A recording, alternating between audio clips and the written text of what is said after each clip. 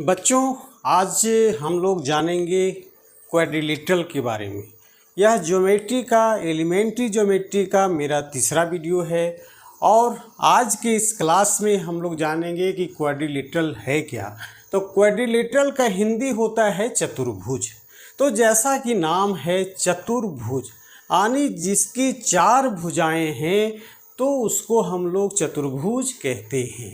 यानी चार भुजाओं से घिरे हुए अगर कोई आकृति है तो उसको चतुर्भुज कहते हैं। Area enclosed by four line segment, area bounded by four line segments is called a quadrilateral. चार रेखाखंडों से घिरी आकृति या घिरे क्षेत्रफल को हम लोग चतुर्भुज कहते हैं। अब हम लोग देखते हैं टाइप्स ऑफ क्वाड्रिलेटरल। क्वाड्रिलेटरल कितने प्रकार के होते हैं और वे कौन कौन से होते हैं। तो क्वाड्रिलेटरल मेनली 6 प्रकार के होते हैं। पहला trapezium, parallelogram, rhombus, rectangle, square and kite. तो बारी बारी से हम लोग जानेंगे कि इसकी क्या क्या विशेषता है। इसकी विशेषताओं को हम लोग देखेंगे और जानेंगे। ये इम्पॉर्टेंट टॉपिक है और जब आप क्वाड्रिलेटरल का क्वेश्चन हल करेंगे 9 क्लास में, 10 क्लास में, 8 क्लास में, तो जब तक इसके बेसिक कंसेप्ट को आप नहीं समझोगे तब तक आप उस क्वेश्चन को क्वाड्रिलेटरल से संबंधित क्वेश्चन को अच्छी तरह से नहीं बना सकते। इसलिए इसके कंसेप्ट को जानना बहुत ज़रूरी है। और भी जो इसमें डिफरेंसेज है, क्या डिफरेंसेज है उसको हमको जानना है। थोड़ा थोड़ा डिफरेंसेज है, लेकिन थोड़ा थोड़ा डिफरेंसेज को अगर नहीं जानेंगे तो हम आगे का क्वेश्चन सॉल्व नहीं कर पाएंगे। तो सबसे पहले हम लोग देखते हैं ट्रेपेजियम है क्या। तो ट्रेपेजियम ऐसा चतुर्भुज है जिसकी दो भुजाएं समांतर होती है।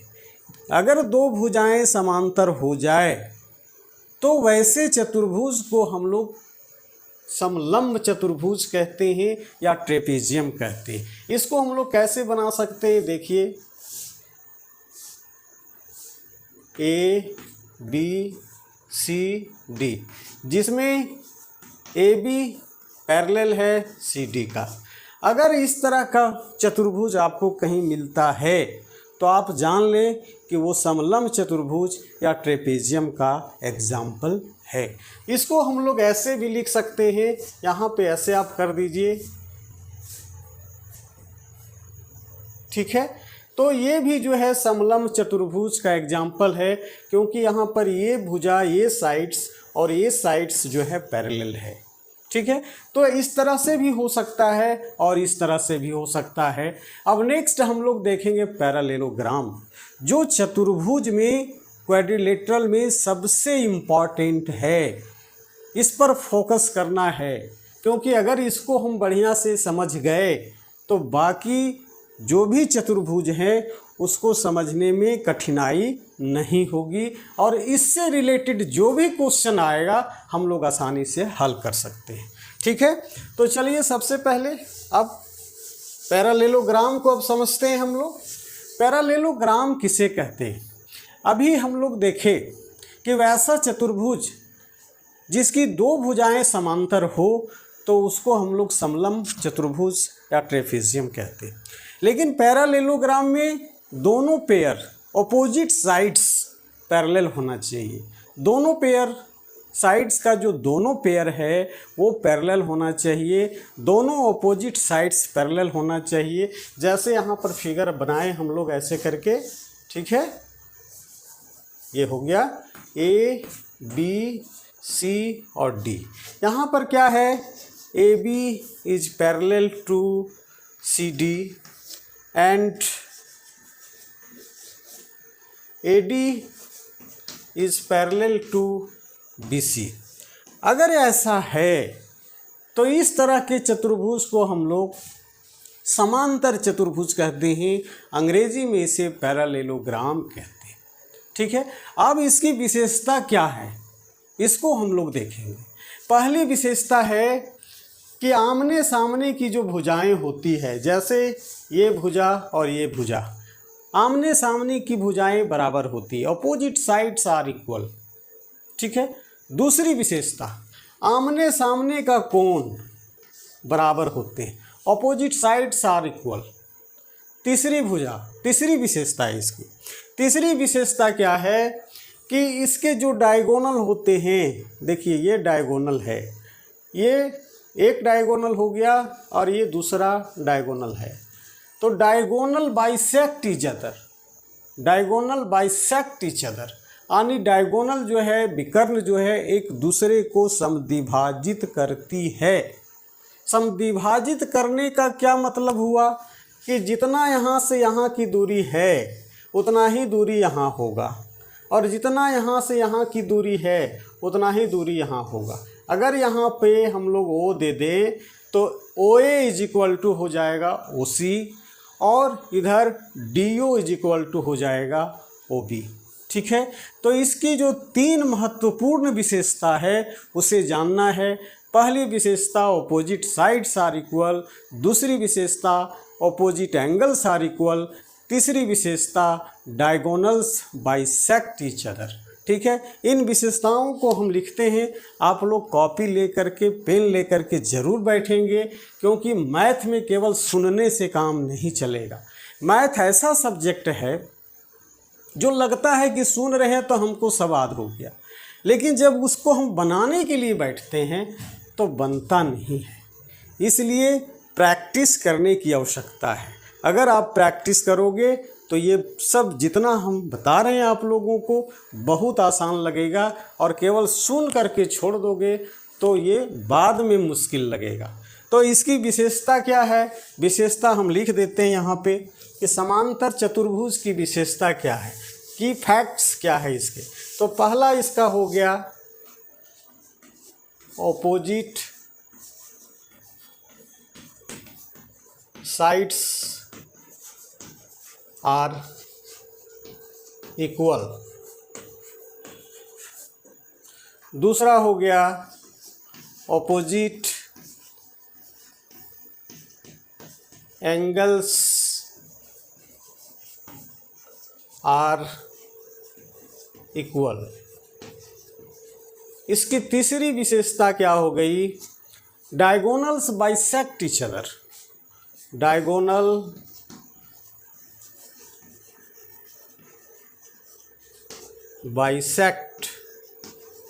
Bisects each other.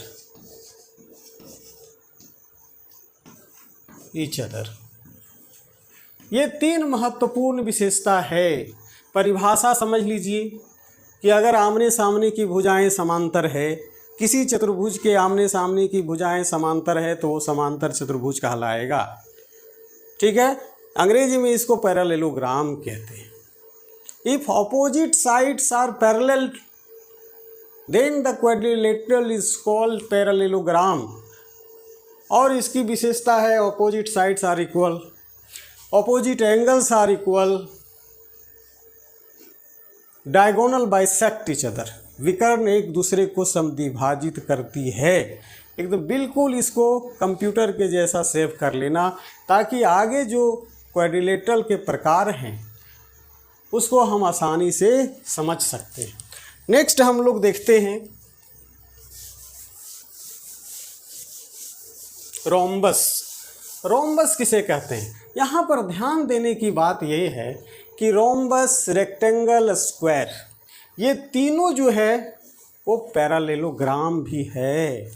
ध्यान रखिएगा, रोम्बस, रेक्टेंगल, स्क्वायर, ये तीनों पैरेललोग्राम भी है। इसका मतलब है कि पैरेललोग्राम की जो विशेषता है वो सभी विशेषताएं रोम्बस के पास है, रेक्टेंगल के पास है और स्क्वायर के पास है।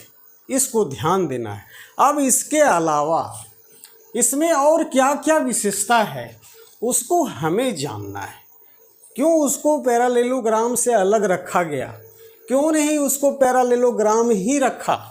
अगर कुछ तो कारण होगा।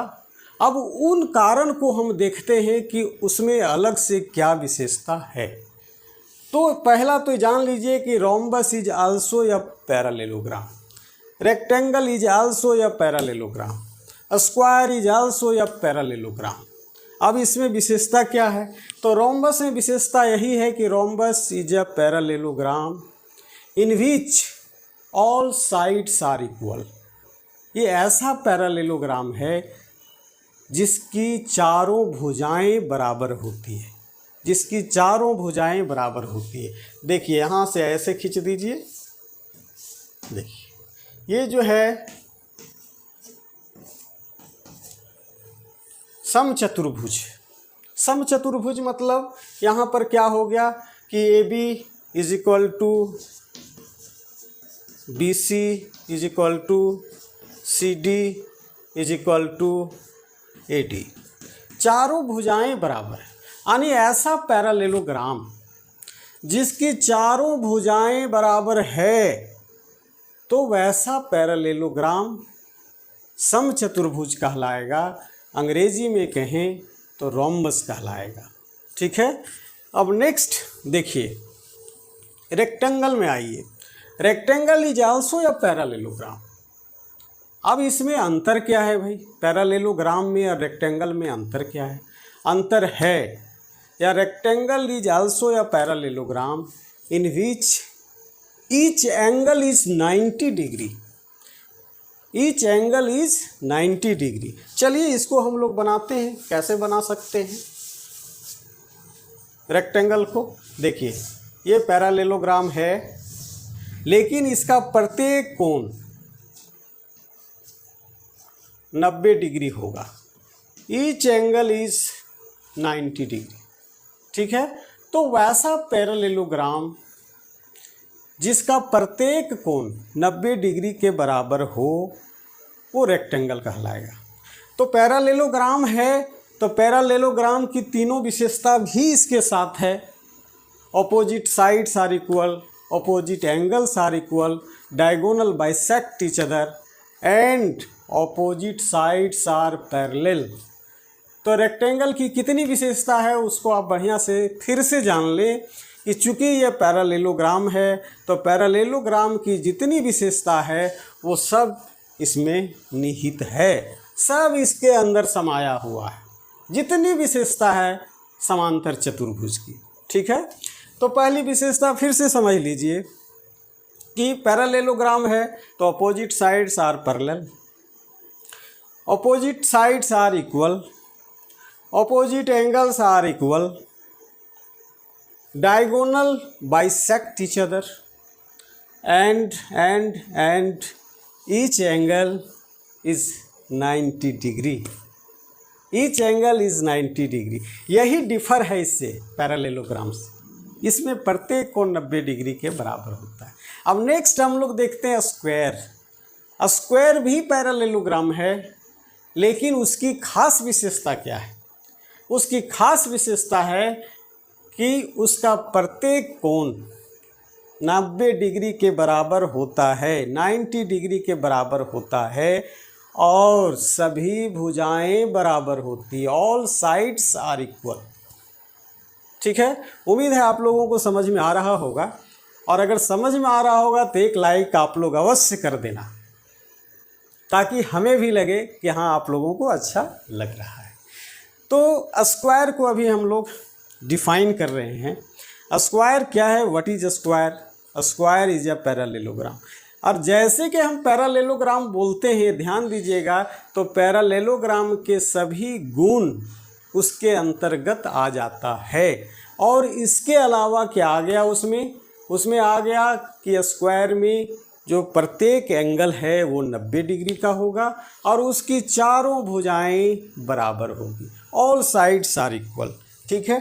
तो हम लोग स्क्वायर को यहाँ बनाते हैं। देखिए ये चारों भुजाएं इसको, ठीक है।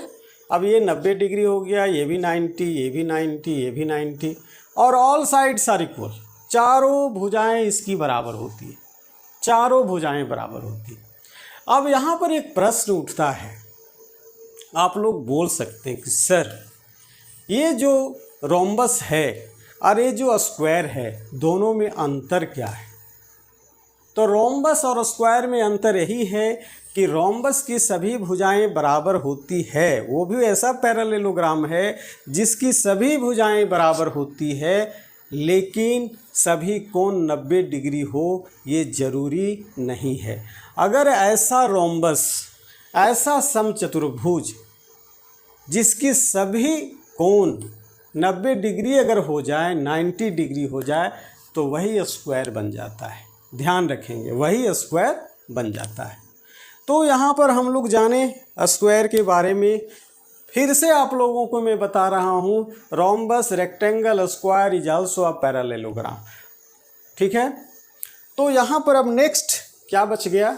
नेक्स्ट बच गया काइट। काइट क्या है? काइट आप लोग देखते होंगे, ठंडे का मौसम जब आता है, जब चूड़ा दही खाने का दिन आता है, मकर संक्रांति का दिन आता है, तो बच्चे काइट उड़ाते हैं, पतंग उड़ाते हैं। तो पतंग का जो आकार है वही चतुर्भुज, वैसा ही चतुर्भुज को हम लोग काइट कहते हैं। इसमें होता क्या है, ध्यान दें, देखिए। ठीक है, इसमें होता ये है, मान लीजिए A B C D, यहाँ पर ये जो दो भुजाएं हैं ये बराबर होती है और ये भुजा इसके बराबर होती है। BC is equal to CD होती है। काइट में क्या होता है, AB is equal to AD और BC is equal to CD। ठीक है, BC is equal to CD। ये भुजा लंबा होगा और ये भुजा छोटा होगा, ध्यान रखेंगे। या इधर वाली जो भुजा होगी ये लंबी होगी, ठीक है, और इधर वाली भुजा जो है ये छोटी होगी, ध्यान रखना है। ये दोनों भुजाएं लंबी होगी या और ये दोनों भुजाएं छोटी होगी, बट ये जो साइड है इसके बराबर होगा और ये जो साइड है इसके बराबर होगा, ध्यान रखना है। तो ये काइट हो गया। इस तरह से आज हम लोग जाने कि क्वाड्रिलेटरल है क्या, क्वाड्रिलेटरल के कौन कौन प्रकार हैं, और विशेषकर इसमें पैरेललोग्राम पे आप लोगों को फोकस करना है, क्योंकि अधिकतर क्वेश्चन जो है पैरेललोग्राम से रिलेटेड ही रहता है। तो आज के वीडियो में इतना ही, फिर हम लोग मिलते हैं नेक्स्ट वीडियो में, जो हमारा एलिमेंट्री ज्योमेट्री का चौथा वीडियो होगा, और उसमें हम आप लोगों को बताएंगे सर्कल और सर्कल के क्या क्या पार्ट्स होते हैं, उसके बारे में विस्तृत रूप से आप लोगों को जानकारी देंगे। तो वीडियो देखने के लिए बच्चों आप सबों को बहुत बहुत धन्यवाद। मिलते हैं फिर नेक्स्ट वीडियो में।